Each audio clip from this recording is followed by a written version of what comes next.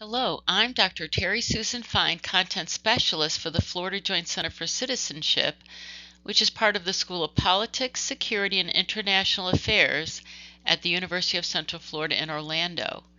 Welcome to our Middle School Civics Highlight Series. Today we focus our attention on benchmark CG.3.15. Analyze the advantages of capitalism and the free market in the United States over government-controlled economic systems, such as socialism and communism, in regard to economic freedom and raising the standard of living for citizens. In Part 1, we focus on evaluating economic systems. Students will evaluate 3 economic systems, including capitalism, communism, and socialism. What are the factors that are used to evaluate various economic systems that include capitalism, communism, and socialism? First, we focus our attention on asking the question, what is the economy? The economy is the wealth and resources of a country or region, including how they produce services and consume goods. Economies maintain the way people make and spend money. There are 3 major economic systems: capitalism, socialism, and communism. So as we evaluate and analyze these 3 economic systems, it is important for us to focus on the wealth and resources of a country, as well as how they produce services and consume goods. So there are different factors to be looking at when we're focusing on the economy and comparing economic systems. First, we focus on capitalism. We often look at capitalism as also being free enterprise. So notice that the word free appears in the phrase free enterprise, and capitalism focuses a lot of attention on freedom. Capitalism occurs when private individuals own and control most of the factors of production. Capitalism supports the idea that it is the free market, through supply and demand, will regulate itself if government does not interfere. The United States practices capitalism. So looking at some of the ideas on the screen, we see that the emphasis on freedom includes the free market, meaning that people within certain regulations are free to buy and sell what they want, and it is through the availability of various products and services and the demand for those products and services that plays an important role in how the United States experiences capitalism. So we see a big emphasis on the free market, big emphasis on free enterprise, and also on supply and demand, where the government regulates itself so as not to interfere unless doing so serves the public interest. Here's a very famous economist whose idea, focusing on the free market, says that the free market is not only a more efficient decision maker than even the wisest central planning body, the central planning body being the government, but even more important, the free market helps economic power be widely dispersed. So what Milton Friedman is suggesting is that the concept of a free market is more efficient. It can get more done with less energy. That's how we look at efficiency when compared with the central planning mechanisms of government. But what he's also saying is that more people are better off in a free market capitalistic system. When he says the free market keeps economic power widely dispersed, rather than keeping economic power concentrated with a few individuals. So this is a very interesting quote and worth our focus and discussion because Milton Friedman has played such an important role in how the U.S. economy has unfolded, especially since the Great Depression and World War II.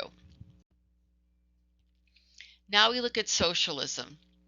With socialism, the government takes an active role controlling the economy, so controlling supply and demand and regulating the goods and services that are available for purchase or sale. and protecting the people from private businesses that might take advantage of them. So socialism focuses on regulating businesses, oversight in businesses, and it is done, the socialism is practiced in the interest of protecting people from unethical business practices. An unethical business practice is one that's going to treat the consumer in a way that doesn't give complete information or perhaps lies about the products or services that they're selling. The most common example of socialism is Canada. In Canada, the government provides universal services such as healthcare, education, and public transportation to its citizens. However, in order for the government to provide these services to everyone, then people must pay a large amount in taxes. By paying a large amount of taxes, those who are critical of socialism suggest is that the people then have less money to decide what to do with the money that they've earned, and thus they have less freedom. Because the more money a person has to decide how to spend, the more freedom they have in the economy. And so critics of socialism suggest that by providing universal services and having to raise taxes in order to do that, that limits people's individual economic freedom. Here we look at some recent public opinion focusing on socialism and how socialism is perceived to impact individual work ethic and society. So let's look at the left side of the graph. Why do you have a positive or negative view of socialism? So this isn't what we call an open-ended question. An open-ended question is a question where the person answering the questions is not given a list of possible answers, but those folks come up with their answers all on their own. And according to this survey, 19%, or almost 1/5, of those who had a negative view of socialism said that it undermines the work ethic and increases reliance on government. In essence, the suggestion is people don't have to work as hard because the government will be giving them the things that they would otherwise be working for under capitalism. That's how we interpret that 19% who responded in that way. And there are, in terms of those who have a negative view of socialism, there's also concern about historical failures, general negativity, and the connection to suggest that socialism undermines the concept of rule by the people. Now let's look at the right side.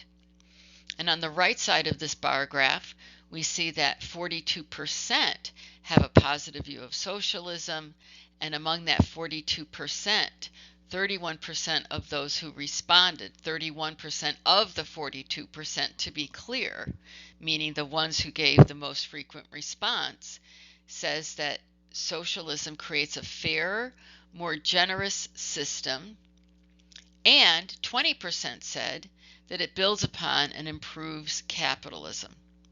And so it's interesting that of the 55% who said that socialism was negative, 4% of those said capitalism is better. And then of the 42% who had a positive view of socialism, 4% of those who answered said that socialism was better than capitalism. So it's an interesting comparison of the results that 4% on each side said that capitalism was better. Then we look at communism. With communism, the government owns all property and the means of production, and all citizens share in the wealth. Communist countries are usually ruled by a strong dictator and the Communist political party. So we see a connection between this idea of the government and the economy. Russia is the best known example of a communist country, and in Russia, political rights such as free speech are limited, the press is censored, and there is a strong military presence to ensure the government is not criticized. So In a communist system where the government owns the property and the means of production and citizens share their wealth, there are these other limitations that are unrelated to economics, such as freedoms, press, and a strong military presence to ensure that the government is not criticized. So it's interesting that in a communist system, we look at it through the lens of both the economy and individual freedoms, and also how the government interacts with its citizens. So here's a statement about communism from Investopedia, saying that it's both a political and economic ideology, as we just discussed, that positions itself in opposition to liberal democracy and capitalism. Liberal in this context is focusing on freedom focused. Liberal in this context might be linked to a word such as liberating. Liberating is something that creates freedom. Here the author says that communism advocates for a system without classes. In the United States, we have an upper class, middle class, working class, and lower class. So we look at often social classes using those words, but advocating instead in communism for a classless system in which the means of production are owned communally, owned by everybody, owned by the community, and private property is non-existent or severely curtailed. So when we're talking about something being severely curtailed or non-existent, it means that people don't have the freedom to purchase property, people don't have the money to purchase property, and thus there's more government control over the economy and consequently more government control over how each individual leads their lives. Thank you for joining me for Middle School Civics Highlights. Do you still have questions? If so, please contact us using the information that appears on the screen. Till next time, I'm Dr. Terry Susan Fine. Thank you for joining me.